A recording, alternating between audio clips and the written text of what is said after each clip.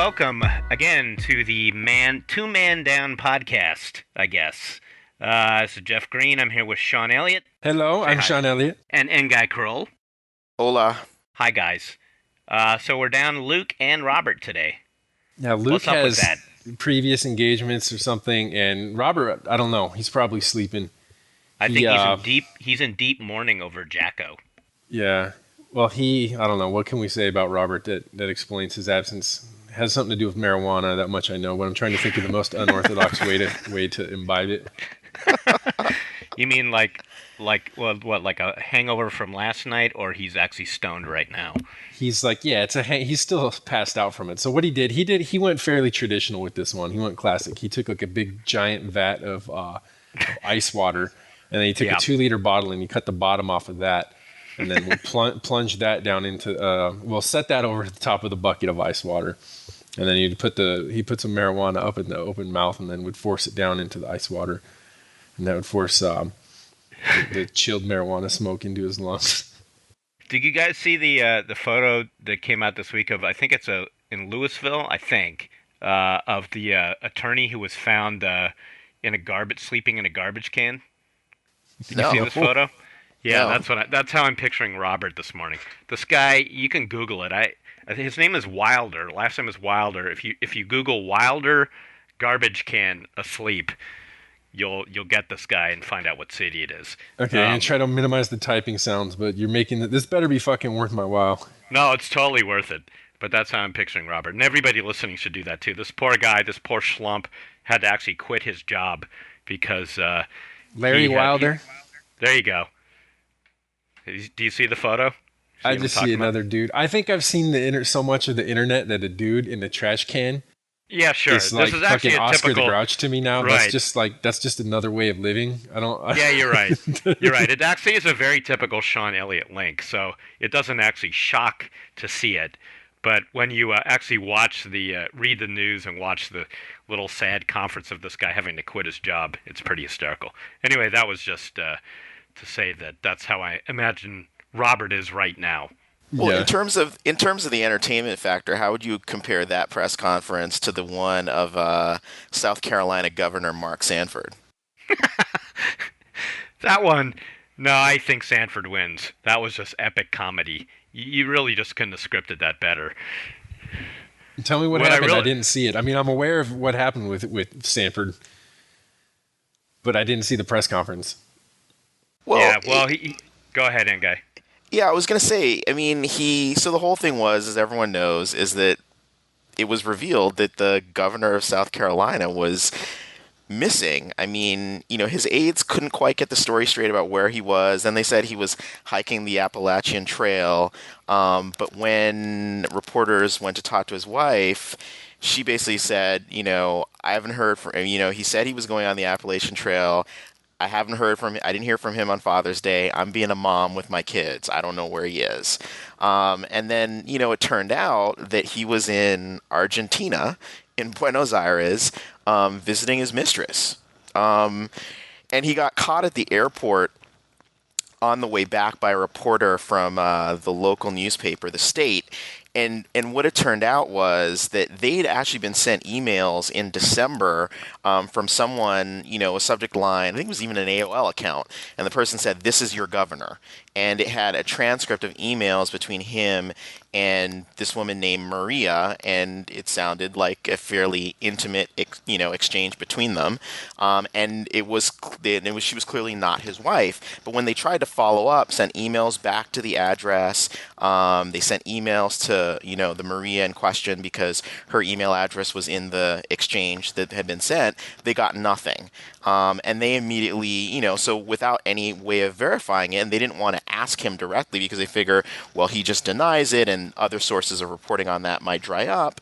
So they decided to, follow the whole thing about him rejecting stimulus money or trying to reject stimulus money from the administration and went down that route. But once he disappeared, they started sort of piecing two together, and then someone, again, I believe was anonymous, sent them an email saying that we saw the governor at the Atlanta airport headed for Argentina. And they looked at flight schedules and all that kind of stuff, and that's when they started digging again. And they confronted him about it at the airport, and and in the background, what was going on was where the editors at the newspaper were basically, they were trying to get to his people and basically, look, we're going to ask him about this at the press conference. So either, you guys talk to us about this, or he's going to get asked about it for the first time right there. And they weren't convinced that his people got it. So they called a former aide of his who did get it. And they were basically saying there are other names that are coming out as well. And so it's kind of not clear if he was going to confess. So that's the whole backstory. But anyway, he gets up and starts doing this press conference, and he starts rambling about trips that he had taken before and this, that, the other. Then he started apologizing, and it wasn't really exactly clear what he was apologizing for. And then he confessed that he'd been unfaithful to his wife. But as a number of observers pointed out, what was interesting about his confession when you compare it to like others, well, his wife was not standing there beside him. So not like Hillary, not like Elliot Spitzer's wife here in New York, or John Edwards' wife. Like, I mean, basically she wasn't there, wasn't standing there next to him, and he wasn't dismissing her. Like in a lot of these cases where the guy's like, it's basically like, Clinton being sort of the prime example, wagging his finger at the camera and saying, I did not have sex with that woman, Miss Lewinsky. Like, like that crazy chick off the street. I don't even know her. I don't know who she is. Who that?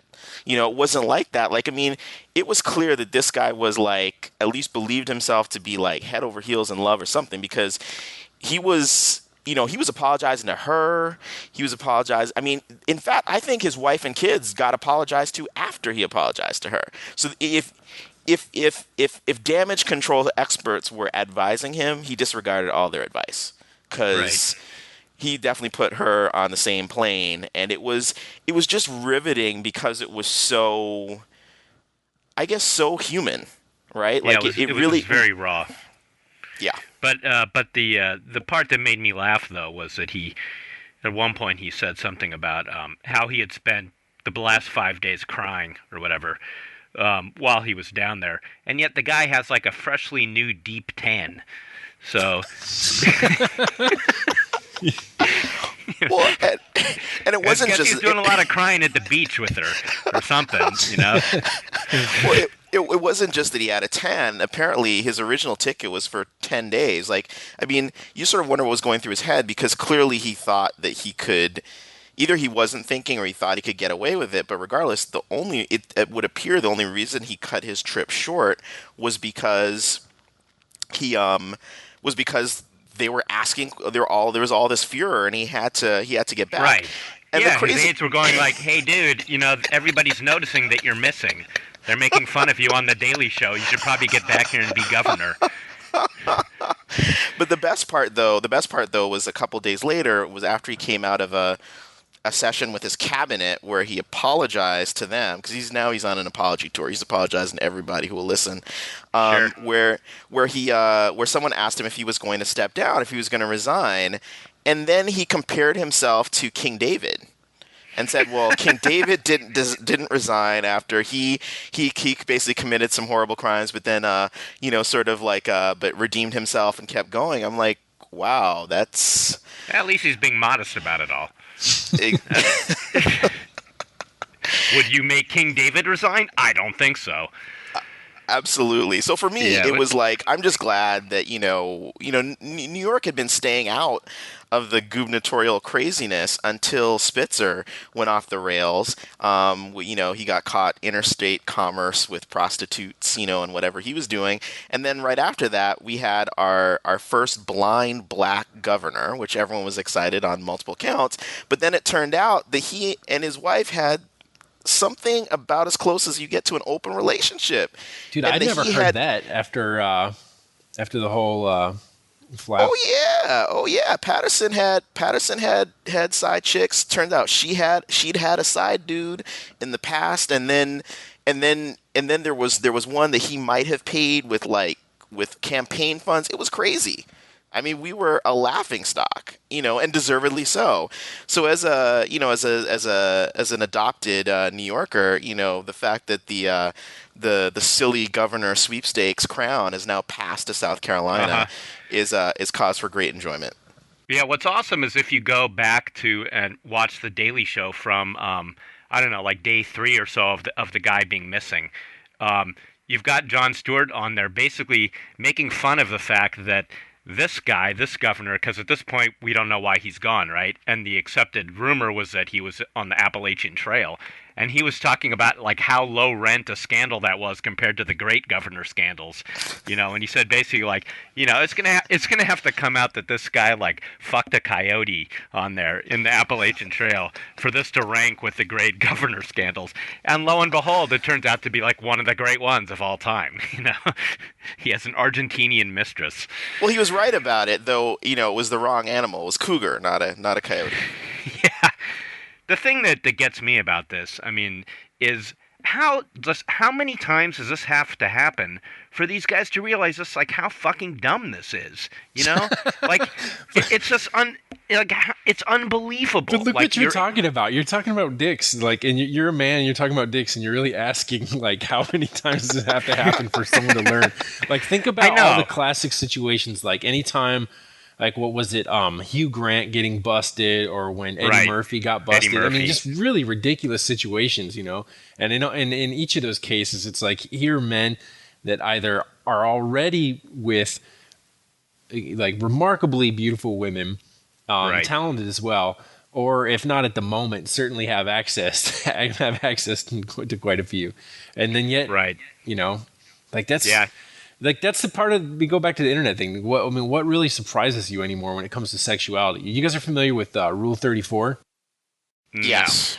So for you, Jeff, it's basically just the principle that if something's on the internet, someone finds it erotic and is more specifically is masturbated to it at some point, and there are no exceptions to that rule. So, like for example, you're like Larry Wilder pick of the dude in the trash can. Someone beat off to that, and that's like pretty much a fact. I'm only laughing because it was me. So let's talk about Michael Jackson now. All right, let's do that. I was going to start off. Eager.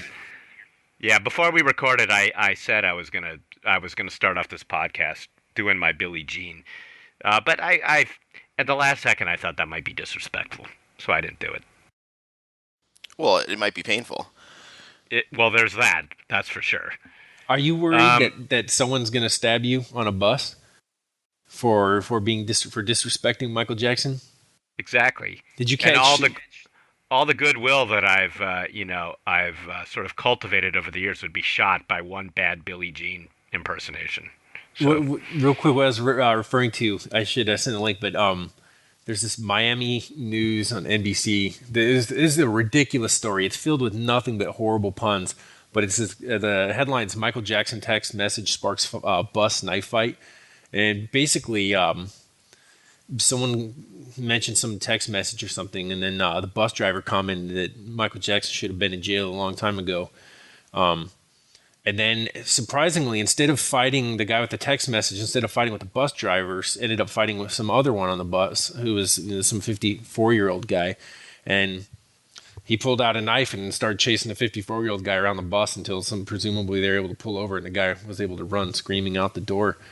But I'm curious to what you think of that. Like I know you guys haven't dared to say anything that was even slightly less than charitable about Michael Jackson, but it's like, have you been following sort of the wars on Twitter and Facebook anytime? Not really. This morning was the first time I started reading in the news and on the internet some of the more lurid things coming out about his last days here and about how this comeback tour was like basically sounds now, and from if anything of what I'm reading is true, like it was pretty doomed just based on his health and his mental state and all that. And until then, though, until this morning, I've basically just been reading just all the positive eulogizing that's been going on, and sort of being part of that myself. So, yeah, I mean, for me, it was. I mean, look, it's. I don't think you can. I don't think you can pretend that that he didn't spend an inordinate amount of time in the company of young boys who were not related to him, and that something untoward, may have happened in all likelihood. But the flip side is that we just don't know, and that there was he was brought before a court of law, Right. which had parents on the jury, and they found him not guilty on 14 counts. Now that's a court of law. That doesn't protect him from the And court of public. that was the second time though. The first time, Well, the first time it was the first an time it out-of-court didn't settlement exactly. There was for an undisclosed sum. exactly. And the thing is like on one hand you would look at this stuff and you would say it's like, well, because someone who was in their right mind, who had to settle out of court for a large sum of money on a case that could have potentially sent them to jail for a really long time, would probably never ever put themselves in that situation again. But looking at Michael Jackson, I mean, I don't know that you could in any way describe him as a normal person, right? And so, you would look at it and say, like, for looking from the normal person perspective, you'd say it's like, wow, well, why else would he be putting himself in that situation if he wasn't doing something with those kids? And there was certainly like a pattern that was, that a lot of them, like, either it was only a mother in the house, or the parents were separated, or like this kind of thing.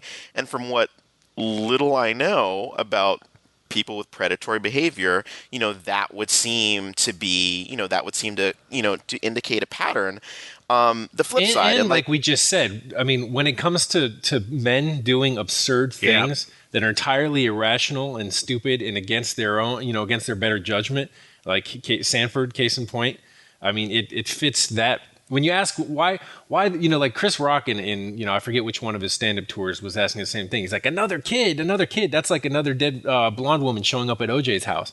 And it is like, it really is like, who, maybe he's, you can suspend your disbelief and say, maybe he really is infantile and felt himself a child and wanted to, spend his life in the company of children. And you can I can hypothesize cases for that, right? I mean, it was clear that he was surrounded by people who were predatory on his career and on his finances and exploiting him, and that he certainly demonstrated a ton of childlike traits.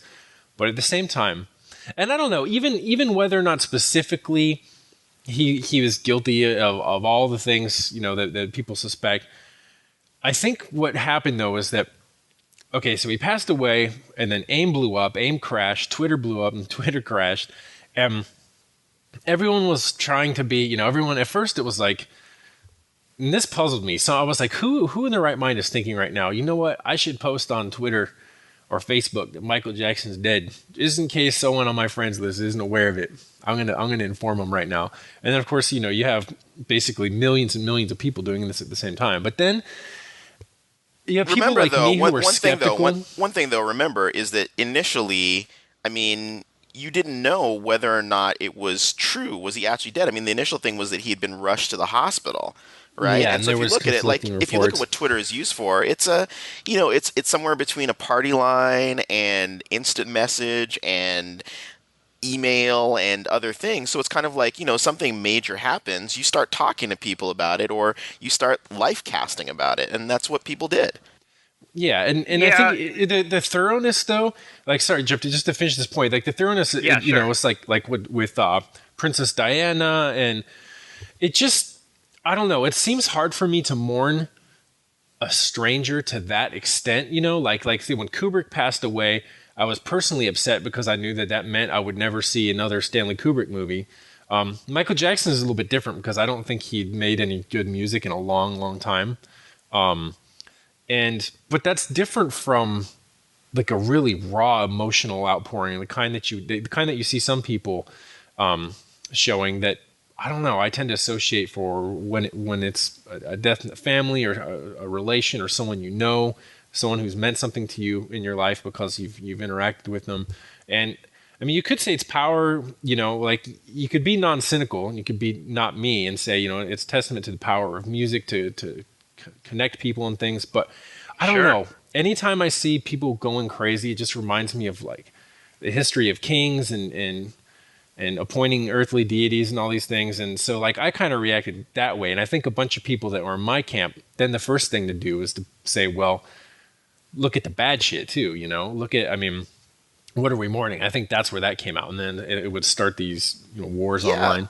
Yeah, but the thing is, if Michael Jackson were only a convicted in the court of public opinion pedophile, he wouldn't have had this reaction. The whole reason we know who he is because he was phenomenally talented as a singer and as a dancer. He was one of the pioneers of taking what was initially a promotional medium, well, it still is obviously, music videos, and turning it into an art form and, something that was, extremely expressive. And look, I don't tell people, I'm not the kind of person who's going to tell people how to grieve, how to mourn.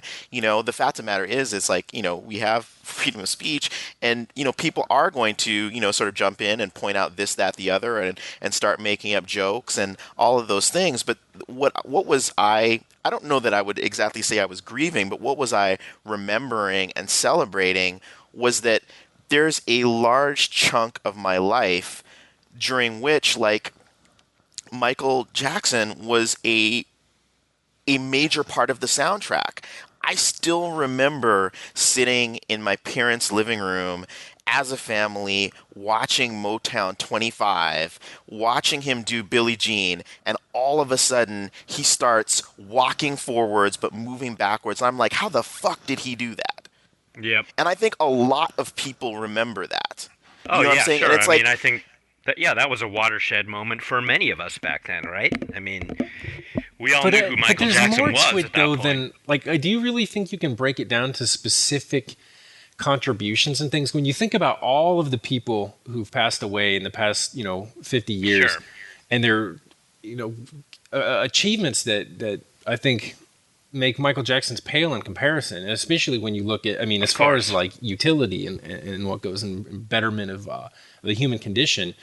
I don't know. I think we're talking about the monoculture, though. We're talking which doesn't really exist anymore. It's that Michael Jackson sort of, that moment, that transcendent moment was where everyone was either watching it or rewatching it or talking about it the next day and catching the replays like it was something that reverberated out. And it was like something that cut across, like, it wasn't just kids, it was their parents and even grandparents who were like seeing it. And you look at the sales of Thriller, and it was just like a lot of people bought that. And it's so anything that sort of taps into a wide range of people, that goes global, that cuts across like age and gender and all those things, I think that's what it's like. It's something that shared, that a lot of people paid attention to in a lot of ways. And remember, Michael Jackson wasn't even just that moment. Michael Jackson was a child star. He was a child prodigy. You look at what, Time and Newsweek, if you look at the covers, Time chose a photo that looks to me like it was shot around the time of the Dangerous album. Specifically, it looks like kind of like the video he shot with Naomi Campbell, Keep It in the Closet. So it's just him in like a white tank top and black slacks, sort of in a dancing pose. Newsweek chose a photo of him like as a child. He looks like he's 7 or 8, you know what I'm saying? And he still has his visibly African American features and like all those other things. And so it's like you look at the period of time that he covered, and you look at all of the things that he sort of did and impacted in terms of pop culture. Obviously, he didn't cure cancer or the common cold or put a man on the moon or any of those things. But like you go back to your parents' generation, you go back to, or older brothers, and you go to like, ABC and Rockin' Robin and like all of those things, is like that legacy, that amount of work regardless of what you might think of individual tracks or his later work, there's no denying that he had a major cultural impact and global impact. And that's like why. So when you make the comparison to sort of deities, well, we did deify Michael Jackson. If for no other reason, the amount of attention that we gave him in his true sort of star pop making era and in the attention that was paid to his trials and all of those other things. So this is the kind of thing that happens when a god or a demigod dies. You know what I'm saying? I agree with that, and I think that the reason that, and I found it very heartening too in a way that this. I mean, look, the guy's been a subject of ridicule for what, like a decade now. I mean, much longer than that. I mean, it even turned on him when, even around the Thriller time, I remember, the jokes and everything. Well, but that's just a microscopic, the ridicule was really in the last decade, where you just couldn't even. I think most of us stopped thinking of him as like a great entertainer and performer and just this kind of freak show, right? Right. I mean, everything on the news was like, okay, now he's exiled himself to wherever the hell that was in the Middle East, and it was just like one thing after another. But that I was heartened that all the initial outpouring, at least, was very much everybody just forgot all that immediately, and it was just what we lost of this guy as an artist. And I think that Sean, that your point about that many more people have died with much greater sort of tangible contributions to society in other ways, that is what happens when you're talking about artists. In a way, it's almost like religious figures, and I think that's just because of the importance of music to many people's spiritual and psychological lives. Is we many people, and I'd say I'm one of them, get a lot of spiritual meaning out of music, whatever kind of music it happens to be that you're into. John Lennon was another one, and John Lennon was certainly one that I could identify with more than I did with Michael Jackson, though the Michael Jackson thing hit me too. But I definitely remember exactly where I was when John Lennon died, exactly what was going on in my head. One of my friends actually ran away because he was so upset. I mean, he came back in a few hours. I think he ran away to a bar. But That's almost as good as this kid I knew who walked on the free. He heard Soleil Moonfry was going to be, who's TV's Punky Brewster was going to be some downtown San Diego thing, and so he walked on the freeway, and he was eventually, a cop pulled over and picked him up and asked him what he was doing. He wanted to see that because he heard her memories had blossomed in her post-pubescent phase. Right. And, I think maybe from an African-American perspective, too, that, I would imagine that he probably had some sort of type of galvanizing effect like Obama did, just in terms of what a person can achieve, and also the cross-cultural barriers that this guy broke. I mean, it's been all over the news. I don't have to really regurgitate this fact that he totally changed MTV's programming single-handedly because MTV just couldn't fucking ignore this guy. I mean, I was there, and I remember when MTV was just the rock and roll station, right? There was no place for black music at that time, but you couldn't deny his videos. You just couldn't, because they were just so fucking amazing. So, I think that this outpouring of love towards him and this deification is, maybe not out of place given the way you can't deny what this guy did for people's, whatever you want to call it, emotional energy or feeling, the love that people got and the joy out of those records he made when he was at his height. My wife told me this morning, we have a French satellite feed, and she watches the news every night, and the next day after his death, the entire French news broadcast was about Michael Jackson. Not one other story. And keep in mind that, the French news there, it's like, the BBC or any any news program not in the United States where it's not just like the nightly murders. The French news is a very somber affair, and yet they chose to not talk about any other story except Michael Jackson. That was frustrating for me. See, I don't direct it at Michael because Sure. it's not his fault. But I think, that notion, I mean, when we're so calmly saying that, yes, people made this person a demigod, that's a frightening habit of human nature for me. I mean, this the whole king making and stuff, and so it's, I don't know, it's disconcerting for me, I think, to see it, and then also it just, I don't know, I feel bad. You're a demigod, Sean Elliott, to many internet people. I'm not even going to respond to that. But then, when our news was entirely devoted to this, and if I would look at New York Times or something, and it's 5 of the 10 front page stories are about Michael Jackson, and buried down there somewhere beneath it is something about the energy bill passing through the House, and the ramifications on that for the future of. I mean, I don't mean to say that it just. Because whatever. Case in point, it's inadequate as it is, but the larger issue of climate change being the single most, I think, important thing that anyone can be discussing, and just seeing that, and it's no one's fault, right? It's because it's what people consume, and people are obviously clicking the Michael Jackson stories before they want to hear about the slim margin that bill passed or anything like that. But it's always frustrating to me. I don't know. Well, Sean, I mean, Jeff was sort of being facetious, but it is sort of a matter of, is it a matter of scale? Because look at the outpouring when you left Ziff, or when Jeff left, or when Luke left. I mean, obviously, French television didn't devote an entire newscast to your departure, but I mean, they should have. They absolutely should have. But it's like people. I mean, your brand of game critique and your way of podcasting and your way of, taking the piss and your links and all that other stuff, it touches people.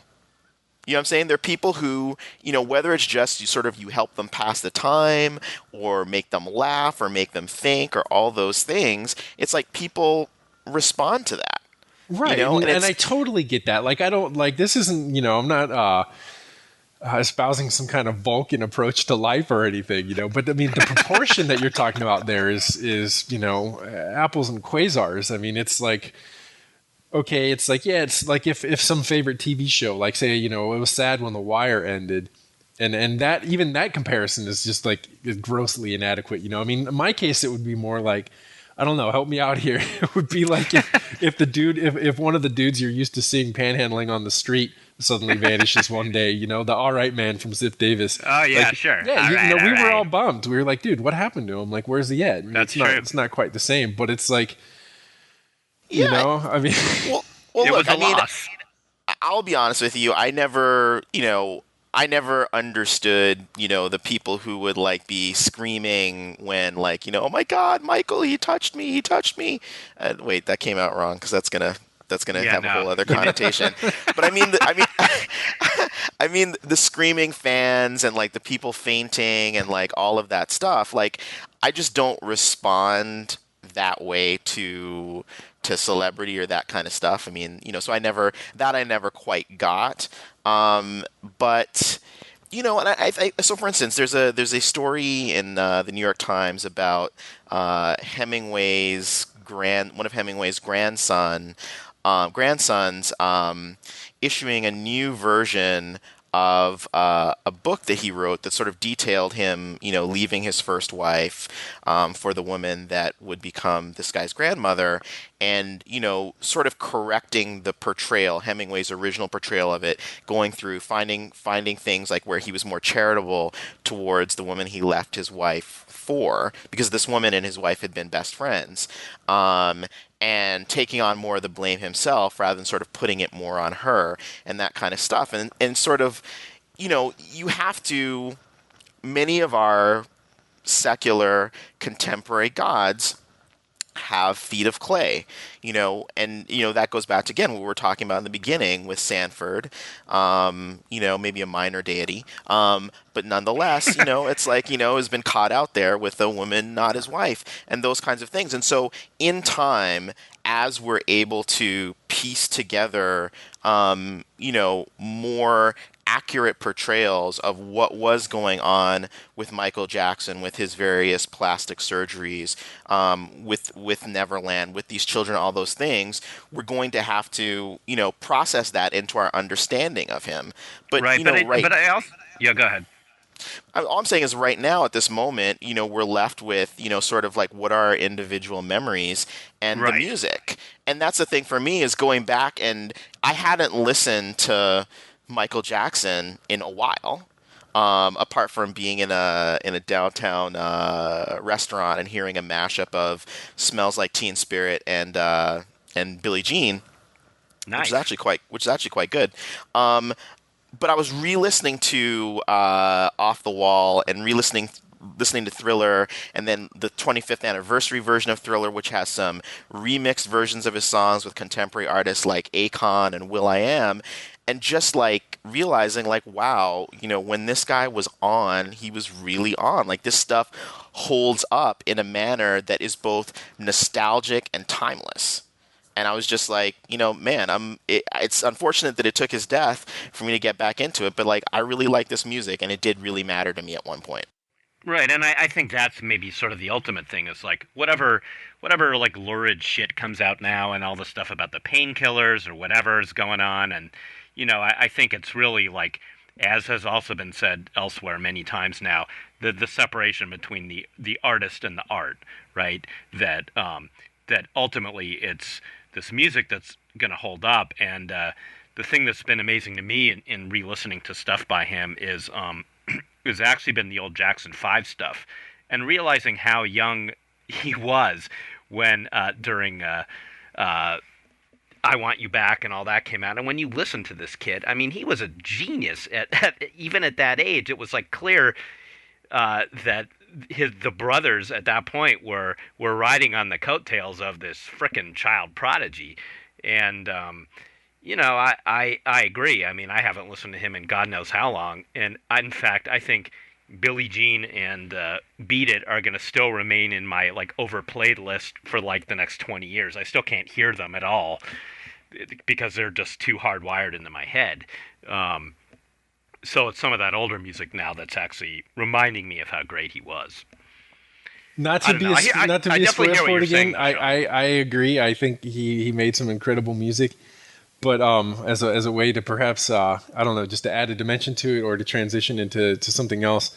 Yeah, I was recently read the book The Drunkard's Walk, and it's about probability and about essentially the randomness in people's lives and how difficult it becomes to attribute success or failure to an individual's talent.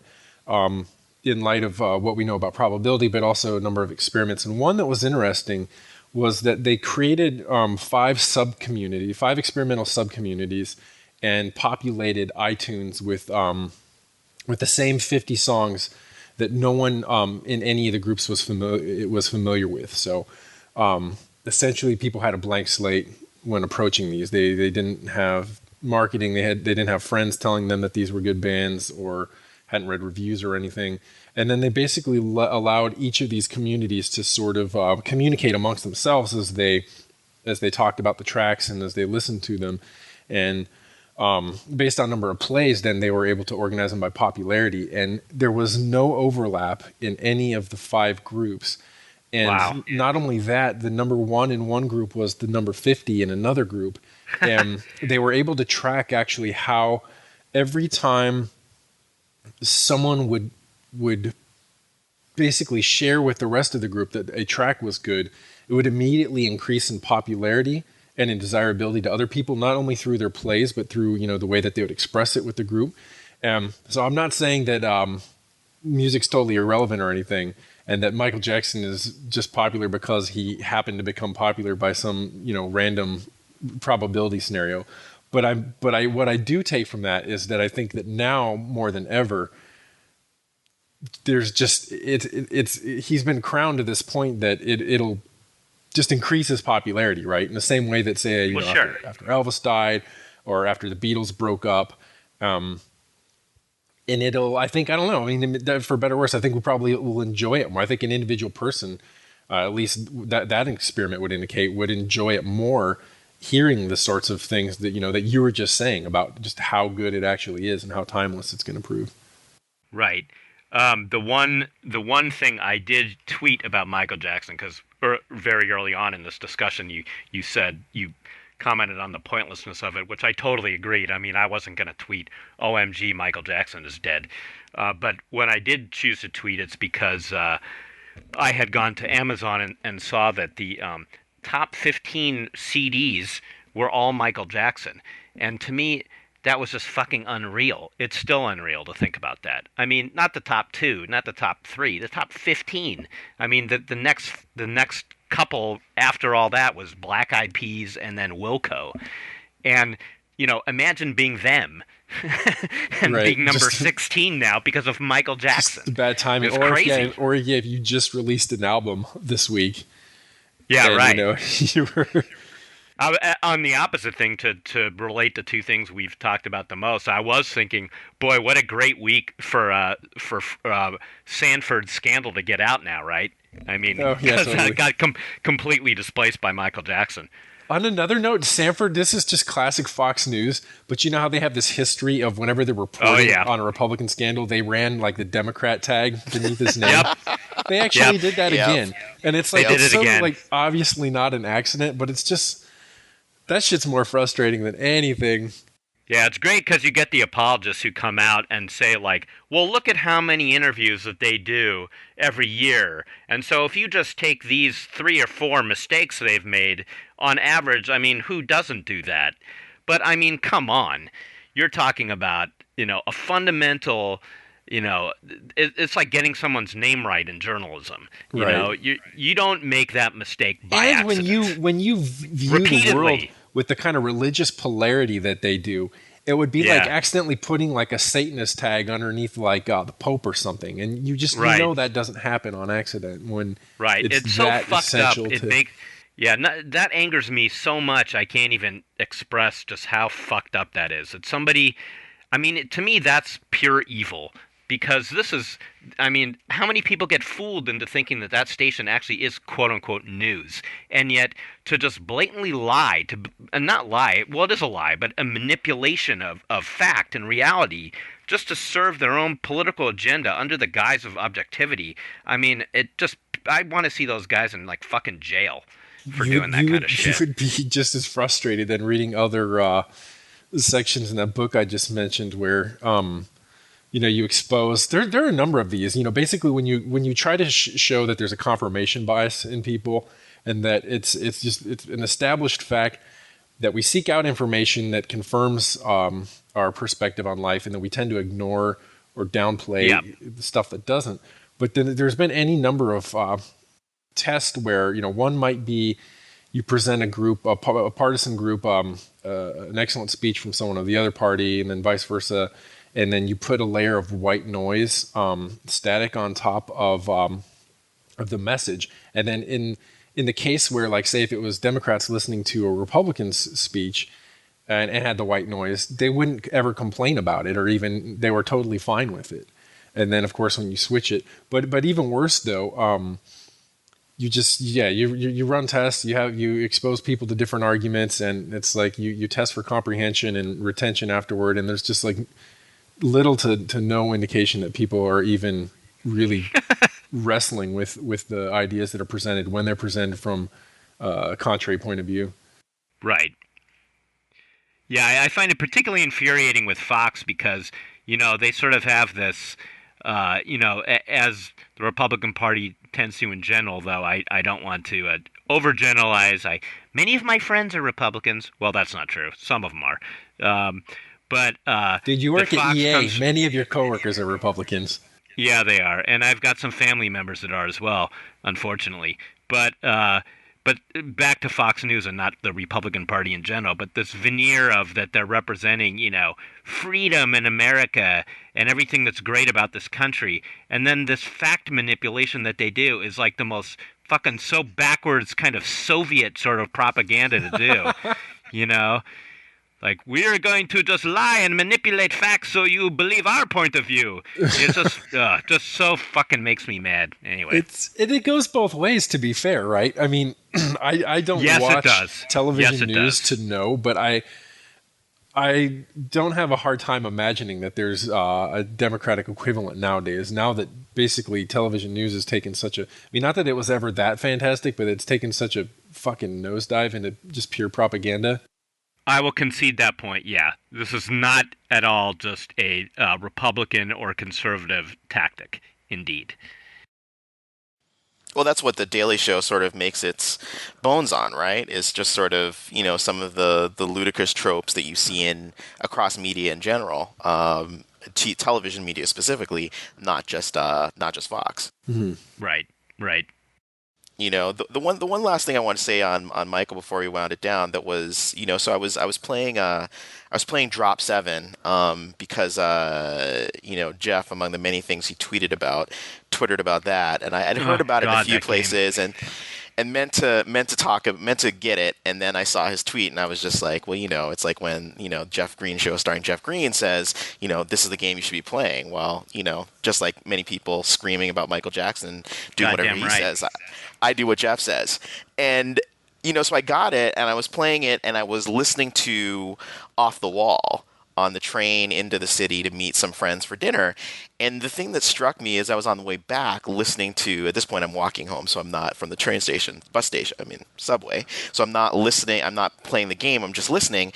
And it was, because I hadn't listened to any Michael Jackson the last couple of years, but I had, listened to Justin Timberlake and I had listened to Chris Brown and all these other things, and I knew that they'd been influenced. But going back to the primary source that was influencing them, and you're just like, wow, were they influenced or was that plagiarism? Because you're just like, yeah. I mean, at least definitely Justin's first record, because the second record is almost like more like in a Prince direction, but his first record, you're just like, wow, he really was trying to be Michael Jackson on that.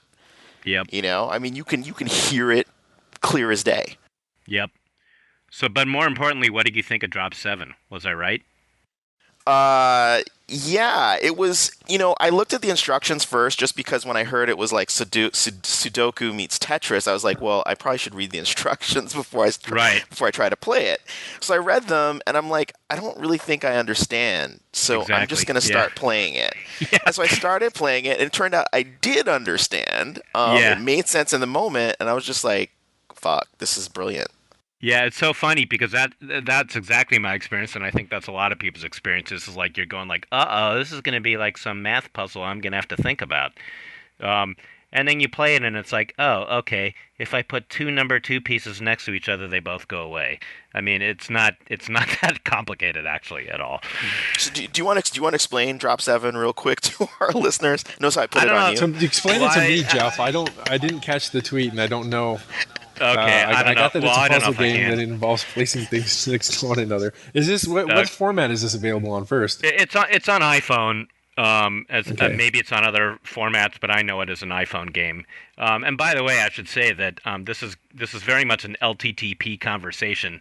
A lot of people are going to be like, "Really? They're talking about Drop 7? We were over that weeks ago." But they shouldn't be surprised. I mean, we were, after all, talking about The Matrix and Star Wars Episode 1. That's true. In previous episodes. Very true. So Sean, just to catch you up. Exactly. Yeah, so Sean, just to catch you up, it's a 7x7 grid that, little circles with numbers on them. Some have numbers on them. Some are gray circles with a solid gray circle line around them, and some are gray circles with a dotted gray line circled around them. So as the numbers drop down, so let's say like you drop a 1 down and it's not touching anything, it'll disappear, right?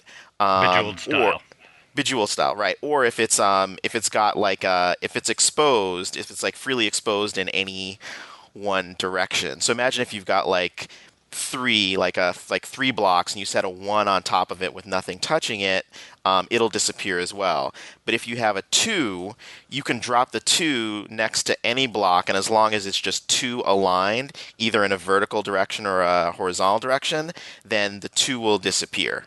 Right? So Are you that's where following that, people Sean, or are you still lost? This sounds like a fucking good game, dude. I just I opened up my browser and I'm on the iPhone store right now to buy the iPhone itself.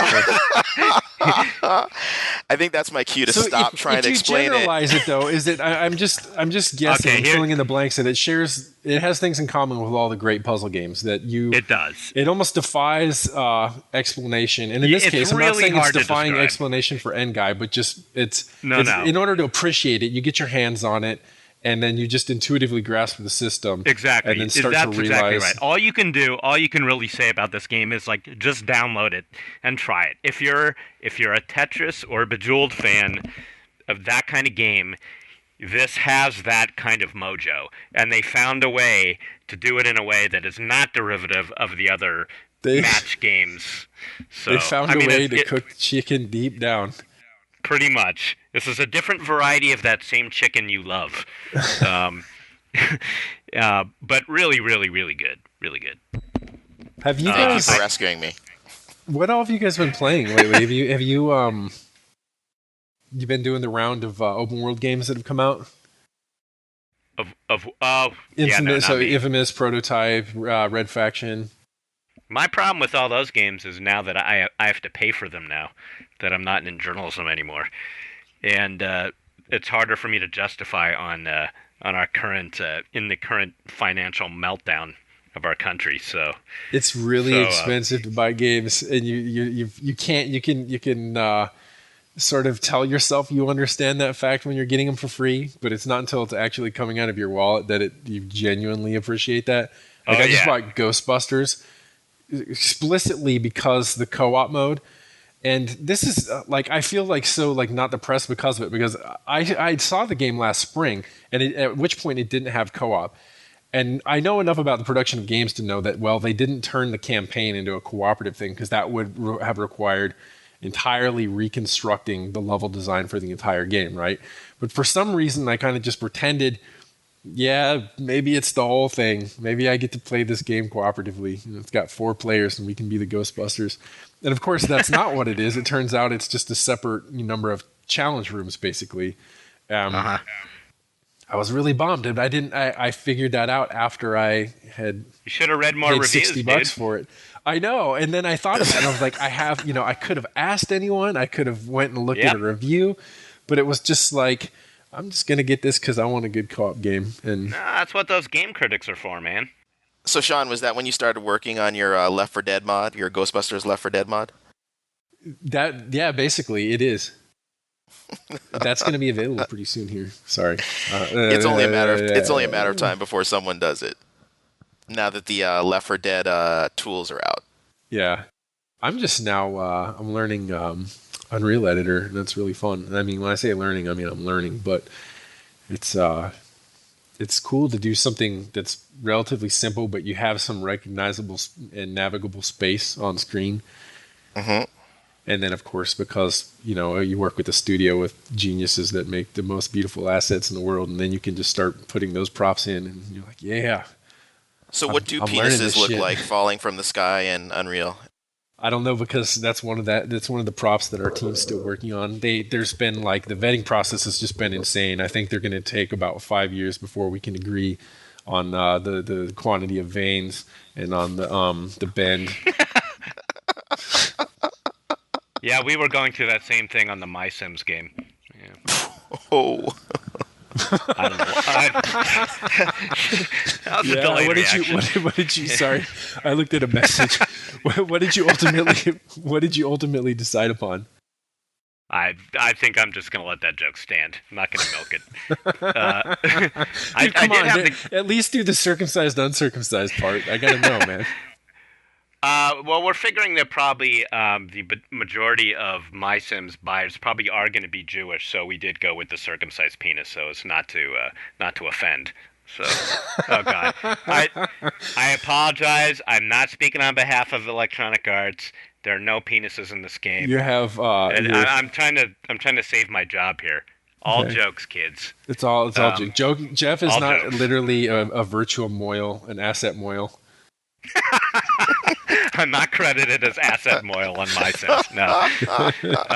I will say to get myself out of this hole that I did have the great and very surreal experience of watching my daughter yesterday play the bulk of the day yesterday. Actually, the game that I've spent many months working on now. We have a build. It's still beta, but the full game is playable now from beginning to end. And as you know, Sean, from working on games now, and Guy, I know just from covering these things that they're made very piecemeal and in groups of 2s and 3s of people, and some people don't know. People can be working on the same level for weeks and not see each other's work and all that stuff. It's a very complex process, and so I'm familiar with. Jeff, you're production, right? I'm in production, yeah. Not to preach, but I think, like one thing you could do, of course, I'm sure you already do it, is to make sure that people are aware, find ways for everyone in the project to be aware, constantly aware of one another's work. Well, and that is part of the process of our game is we do have meetings. Actually, we have a Friday show and tell every week where different people will sort of show what they've been working on, just so we all get a sense of the bigger project, of course. Yeah, totally. But just on a day-to-day basis. And certainly, as a producer who had his hands on different pieces of the game, I saw more of it than many. But what I never really saw, though, was the linear experience. So watching Sarah do it from the very beginning, creating her character and going through the levels of the game, and watching, you have all these theories as game makers of, well, how are they going to do that? Which way are they going to come from? Are they going to do this question first? Or what if they don't see that treasure chest back there? Or what if they can't make this jump? All these things that you theorize on day after day after day, and then you play test in micro increments to actually watch someone play it all the way through is really a neat experience, especially when you see the things you did, and whether they like them or not. Did you have any awkward moments where she just started talking to shit on something or telling you how frustrating it was or asking, saying something that was boneheaded? Yeah, there were definitely a couple places where she didn't know how to make this one jump over here, and it turned out it was just a piece of art that wasn't clear on the screen that was a ledge, which is something that we had in fact worried about. There was one of those. There were little things like that. I was pleased that a lot of the times when she laughed, it was at stuff I wrote, and I didn't tell her ahead of time, so that made me happy. Did you tell her afterward? I did that. Did you know how you're laughing? Yeah, I did it. Oh, of course I did. Who wouldn't do that? I wrote that. Yeah. That was my line. So you hovered over her shoulder, Miyamoto style? Well, I was sitting on the couch and she was sitting on the floor, and she, I'm actually going to England next week to do a cover story for this game for an English magazine. On the other side, I'm the producer being interviewed, and I'm also presenting the game at a UK retailers meeting where we have to all stand up there and pimp our product. So actually watching, a kid from a little bit over the target demographic, but watching someone play it for hours on end actually was really good fodder for me work-wise for when I'm going to be talking next week. So.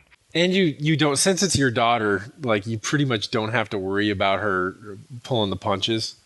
I'm guessing. She's been fairly brutal to you in the past, so. Oh my God, absolutely. There's no question. This kid will just tell me flat out if I suck, and that's how you want it, So, so that was great. And I definitely want to report back to you guys when I'm back about the experience of being the guy interviewed for a cover story, because I think that'll be fun. Yeah, that's cool. Like, I would love to do that. Can't wait. And then that's going to be interesting because you're going to be playing the other side. You're going to be like, you know what? They're not going to ask this good question. Fuck it. I'm just going to give them the answer even though they're not asking the question. Right. Well, I've already sat in the, kind of strategy meetings where it's planned what I'm going to try to talk about and guide the conversation towards and that kind of stuff. Really interesting, And I know that they did that back when we were magazine editors. Also, so you're saying you had media training? I I had some media training. Also, and I knew this from because somebody had just told me this once that they talk about specific writers and they on the PR side and in the production side when they're talking to when they know they're going to be talking to editors, they've already got you profiled. Oh, totally. They know what to ask you. They know what you're going to be bored by. All that stuff. Really. Do you think it's fairly accurate though, their assessment? And then also, were you ever able to look into the archives at their assessments of any of us? No, I haven't. I know. In fact, I don't know for sure that EA does. I would assume they do. But the one I know for sure did, because someone at Microsoft told me, was Microsoft. That we basically all had folders. Right. It was like don't try to get anything out of Jeff Green on email because that fucker never responds to email. That kind of stuff. One comment that came up this week with EA was people were just talking about giving demos. In upcoming demos, if you're talking to certain people in the press, and Ryan Scott's name came up, and it was very funny to me because I don't know if the person who said it had any realization of the fact that I was close to Ryan Scott, but they just said, and we don't. This was just like, just in theory anyway. It wasn't. I don't even think Ryan is scheduled to come, but they just said, "Oh man, and if you're demoing to Ryan Scott, that dude is just going to look like bored shitless and like he doesn't care at all about what you're doing because he'll never ask because he'll never ask any follow-up questions. You could be like showing him naked girls and he'll just be sitting there looking like he wish." So I thought that was hilarious. Yeah, I hope obviously your media training didn't work well enough to prevent you from fucking sticking your foot in your own mouth right now. But bless you. No, it didn't. But if you're nervous, we can take that out. Nah, let's not take it out. What did I say here? I guess we'll find out. It is known. We've known. It's been an established fact that PR companies will track individuals in the press, and they'll have various perspectives on how we report. I mean, all this also came out too with the Wired writer for Edelman, and it was in some other context. I don't even think it wasn't for Microsoft's gaming division. It was for something else entirely. Right. You remember that happened when we were at GFW. Right.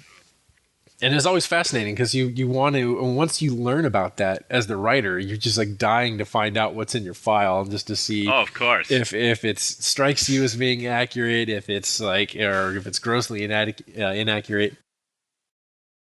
Yeah. Well, it's sort of like, I mean, we always had hints of that in the magazine because, or I certainly did it as editor-in-chief because, when we'd be making deals for certain, whether it was a cover story or an exclusive preview or whatever it is, the PR person would always be trying to get at me, who's going to do it. Right, or pushing to have a specific writer handle it. Right. Oh, you think it would be possible to get Sean Elliott for this? No, you never hear that. Actually, I was just trying to make you feel good. Elliott never said that. Yeah, I was like reverse flattery and tell myself that. Yeah, I know a few times that it happened that people were really concerned that it was me. They were like, does it have to be him? Like we thought it was going to be so and so. Why does it have to be that way? Why? But then there were also there were also cases too where they wanted it to be me. Like right. I know, and like for example, Company Heroes guys were really excited when I went to do the opposing fronts. Right, and they knew I was a huge fan. Right, you were into the franchise and you knew it, and you'd ask smart questions.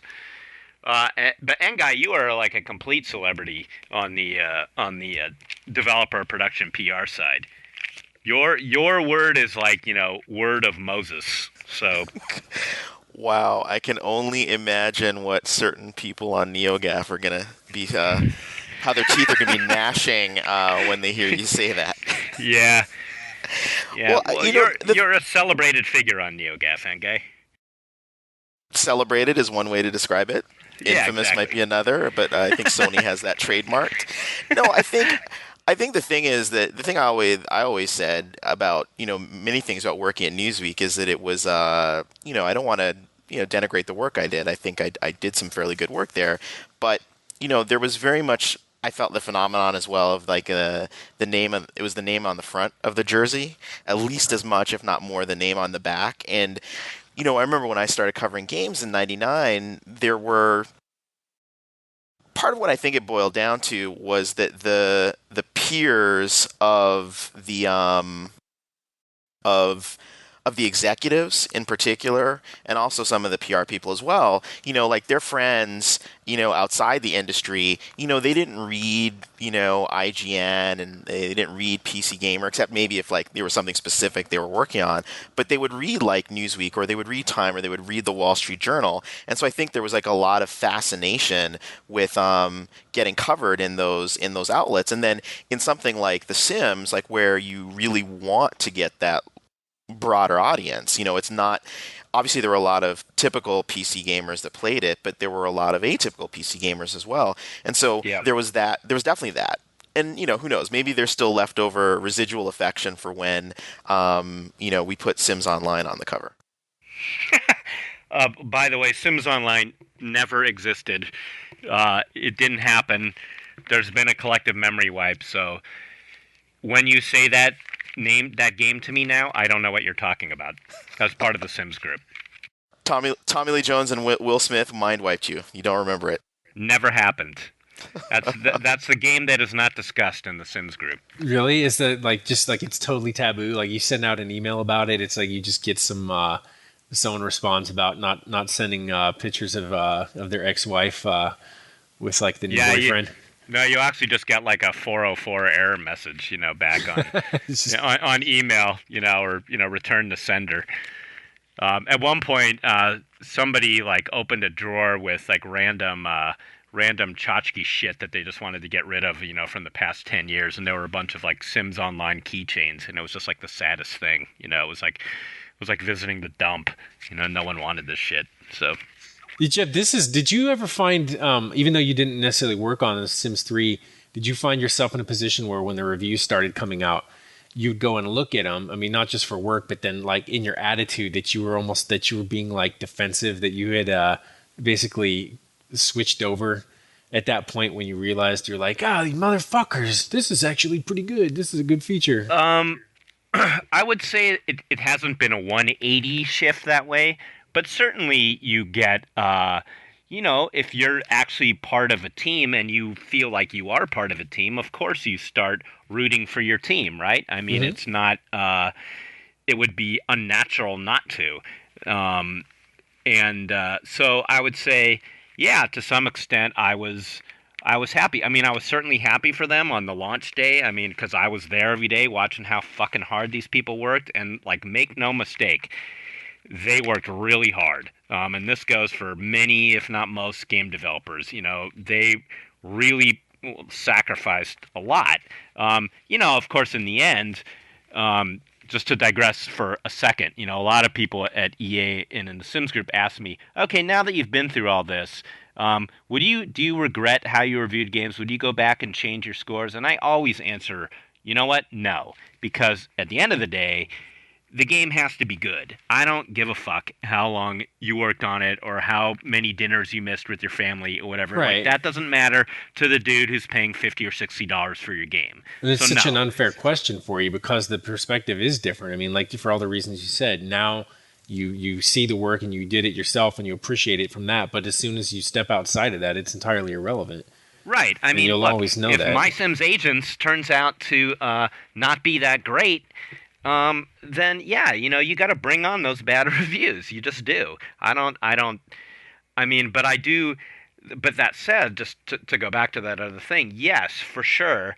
I want, the people.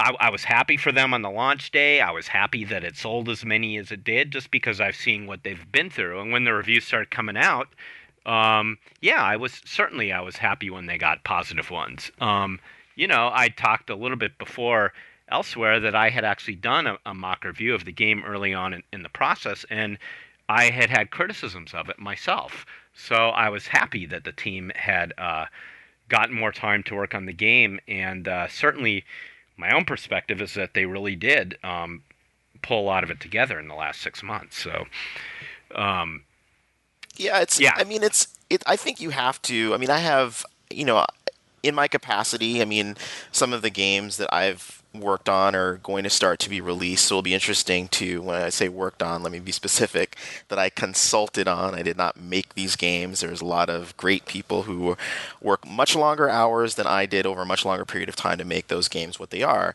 But it'll be interesting to sort of see what the responses are. How much change is affected, how many of the changes that I suggested got implemented, and what the responses are to those elements.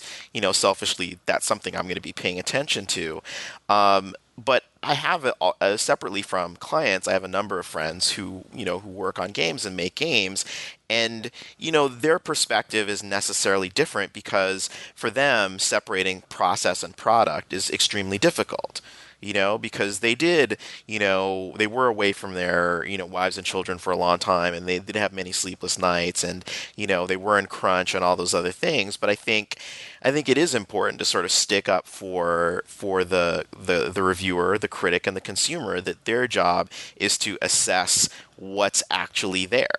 And if for whatever reason it's not working for them, you would ideally want them to address it in a respectful manner, but it's their right to address it however they're going to address it and give it a score. The only thing that you would ask is that they be fair and, hopefully consider the game as much as possible, or as much of the game as possible. But, it's not their job to let what they know and ultimately being on the outside of it. I'm sure, Jeff, you see this, and Sean, you're seeing this as well. There's so much they just can't know about the process. I mean, for me, Right. even going in to do a consultation, spending a day with the team, maybe longer with the game if, I go there over a couple of days to play it, or, they send me the code and I play it in my apartment, that you can't at all map that to the beginning to end process of making a game. It just does not map. Right. So even if they wanted to, even if as journalists, when we were journalists, or people who are journalists today, even if they wanted to take that into account, there's no way they could. They just don't know. They weren't there. Right. And I mean, look, to take an example of a movie I haven't seen, we know, how many hundreds of hours did it take for them to, do some of the special effects in Transformers 2, right? But who gives a shit if the movie's a piece of crap? That kind of stuff, it's great for the guys who are in that career, and, they probably did do great work on their special effects or whatever, but that does not matter, ultimately, to either the critics or the people who are shelling out their money for these things. If the thing doesn't hold up, it doesn't hold up. I mean, I think the only thing I would ever, if I look back at my career of reviewing games, the only thing I might conceivably change, certainly wouldn't be any scores or any opinions, but it might be there might have been times, I imagine, when I was probably insulting in my tone towards people in the development side, that maybe I would have said differently. And I don't even know for sure if that's true. I'd have to go back and look at everything I wrote to see if I said it. If I ever said anything like, the artist who made that thing should be shot, Right. that's the kind of thing I might not have said. Yeah, we're speculating on that the VO work was a result of them rounding up three of the most reluctant programmers and forcing them into the sound studio. Yeah. The biggest thing I've learned, I think, people ask me this question, and maybe I've even answered it already on this podcast, is that every decision that we wondered how it got made when we were on the press side, or even on the fan side, the gamer side, or why didn't they do that, or why didn't they think of it? I now pretty much realize it was thought of. It was debated, and it probably might have even been in the game at one point. That's the part that can be frustrating when you talk to people in the press that don't necessarily know. I remember there's a time we were talking with Steven Totillo from Kotaku about BioShock, and it was funny. You're just, because it's kind of the role you play on this side. You sit there and you listen. But I know all of us were like, dude, if only you knew, people think, exactly. You think, when you're in the press, you think you know everything. And oftentimes you really haven't even, you just have the smallest inkling of actually how much was tested and implemented and scratched and redone, or how much was a really like ugly decision about budget or whatever the case is. There's so many things, there's so many variables that come into play, and that doesn't again, like never let this be confused for saying this is a justification for a score, or that people should factor it in on that. But just as a matter of fact, when insofar as it goes as assuming that the people were just idiots or that they were myopic in some capacity and things just didn't occur to them that are self-evident to everyone else. Exactly. There's always some fucked up excuse for lesson. it.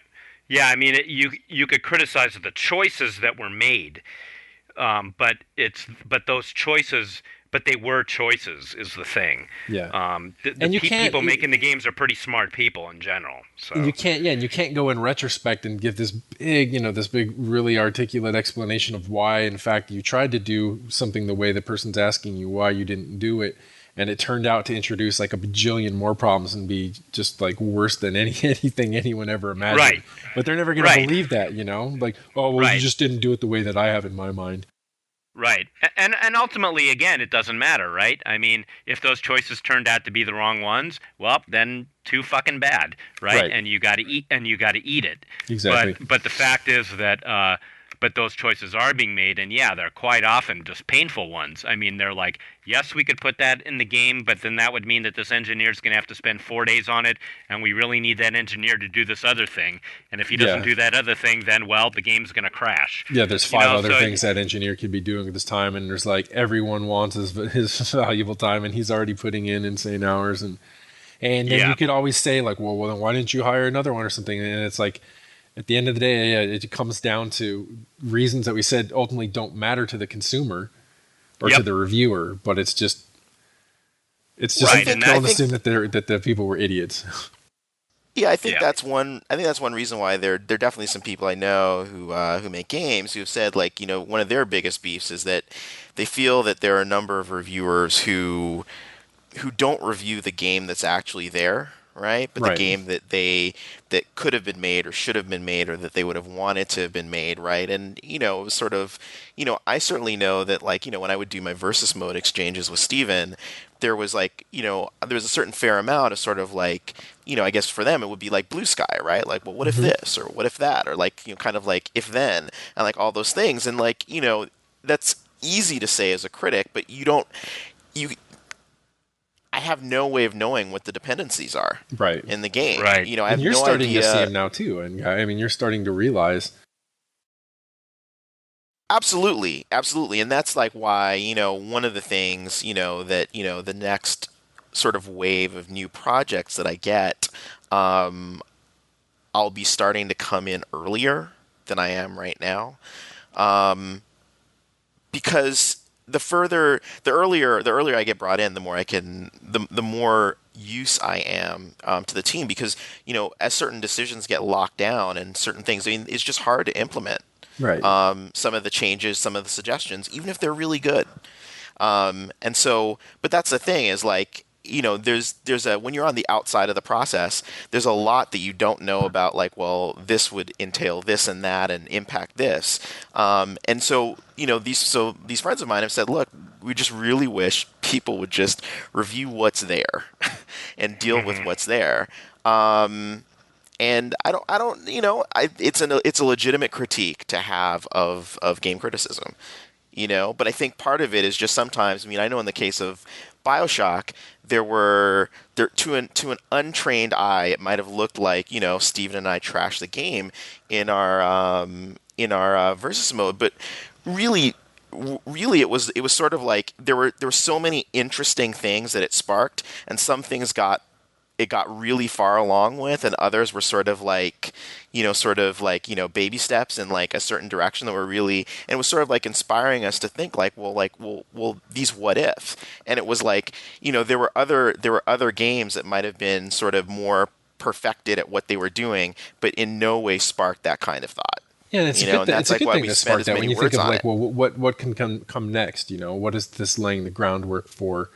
And I don't mean to say that in terms of our studio, but just in general, in terms of the medium, Yeah. Like when I first saw Final Fantasy: The Spirits Within, I wasn't really into the movie at all, but it led me to think about so many related things. At the time, computer generated imagery that had that degree of verisimilitude was just unheard of, and so to think about all of the issues, this stuff seems passe now, and we were already like in the thick of it and dealing with falsified images and how ethics are going to be involved and all the things that you can do with it and what it means about Uncanny Valley and all these things that are now just part of the normal discourse at the time were really fascinating and fun to think about, even if the movie itself wasn't that great, in my opinion. I can't believe you used the V word. Hey, oh yeah, didn't you get reamed for that? I kind of did. Yeah, but fuck all that. Yes. Like anytime someone getting shit on for like your vocabulary is like getting shit on for having a big dick, it's kind of like, yeah, you got me.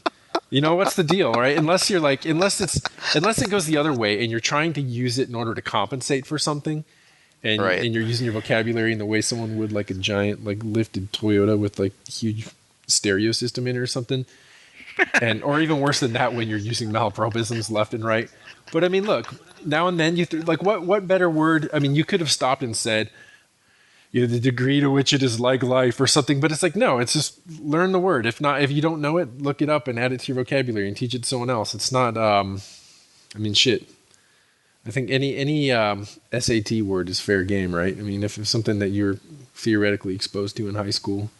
That's what I'm saying. It's all about the regatta. You could be a third. So you got shit on for using that word, Ed Guy? I did. It did come up in a thread from my favorite forum. But I'm an acquired taste. I'll leave it at that.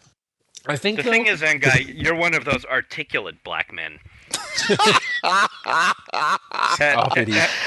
Have we talked about that phenomenon before? I forget where I read about that, but it's a sort of like backhanded racism of if there's a black man who's to call a black man articulate is right. like some sort of compliment, as if the norm is that a black man wouldn't be articulate. Well, yeah, you ran into that with Obama when he was campaigning and stuff as well, right? Yeah, it was Biden. Speaks well. It was like, Biden. Well, shouldn't every presidential candidate be a fucking accomplished public speaker? It was Joe Biden who said that he was articulate and clean. Yeah. There you go. Right. It's like one of those athletic Jews, I think, though, with vocabulary... Like Sandy Koufax. Yeah, go ahead. Like, I'm not going to deny, I think there's always a racial element to it, but I think that at the same time, if you can get away with... I find you can get away with it to varying degrees depending on how you handle it. So if in the next sentence I talk about dropping a deuce, I can probably talk about Marmorial in the sentence before that, and let it, and people will let it slide. Right. But if it's like the frequency, I guess I don't know, the way you handle it, and certain things just set people off, and I don't pretend to understand the entire constellation of reasons that make that so. Well, but no, but that's, I mean, look, the thing is like, I mean, at the risk of getting meta, I think a lot of the reasons why, you guys have worked in your podcast and Robert and Luke as well is because you guys balance out the serious with the comedy. And they work with each other really well. It's a really good sort of contrast and juxtaposition. They just work really well together. And that's a bit less sort of my personality. If I have a sense of humor at all, it tends to be like, fairly dry. Or if you even have a personality. If I even have a personality, exactly. So all I'm left with is being articulate and hopefully clean.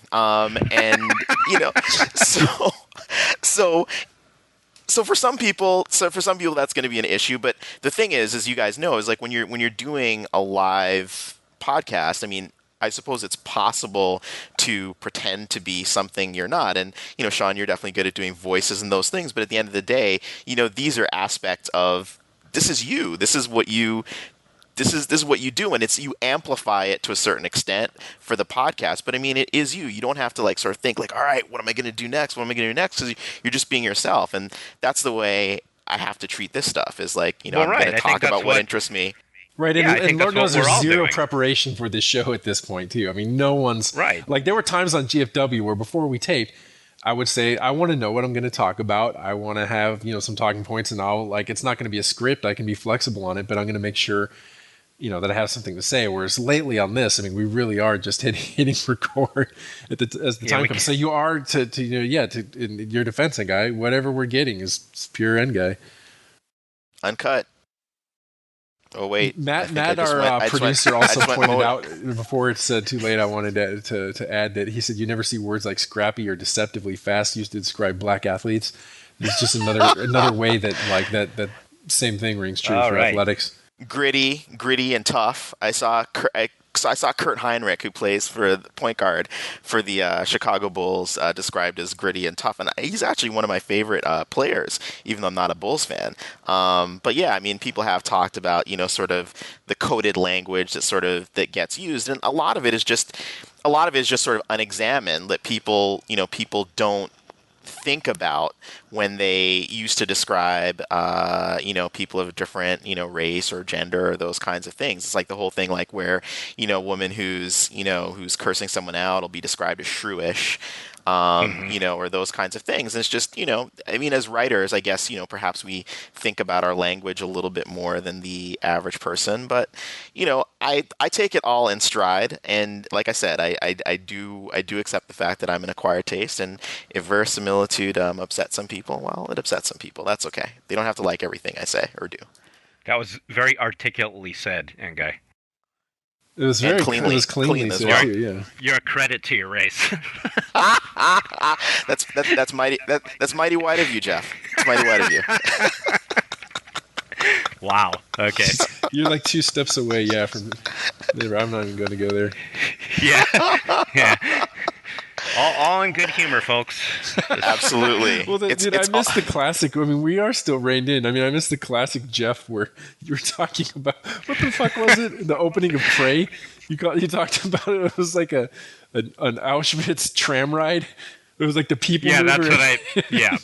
Right, because I was complaining about the fact that that the aliens had apparently constructed this entire elaborate multi-room 2-mile long conveyor belt that basically just ended up like in a pit where you died, and I compared that to the Auschwitz train. That didn't go over well. It's not going over well now either. No, it's not. I know. It was funny when I said it at the time, but no. I just got another message from Matt who's explaining that this is a Richard Pryor, Gene Wilder flick, and on that note, we need to end. Oh shit, that's not good. Yeah. I'm definitely getting stir crazy over here. Yeah. Hi-oh. All right, let's cut it then. Are we done? Yeah, we're done. Jeff. Take us out, Jeff. You're the host. How do we go? How do we leave? How do we go bye-bye? I think do we go out on a Michael Jackson song? No, we don't. We go out with monologuing. We got with nothing. We got with some farts. Until next time, gentlemen. Until next time. Yeah, hopefully one of these days we'll have the full crew again. Luke, get the fuck back here. We miss you. And we missed Robert came in about halfway, and it just would have been impossible because of this new record. Well, actually, I'm assuming we cut this. What am I saying? I don't need to explain this shit. We'll see you all next time.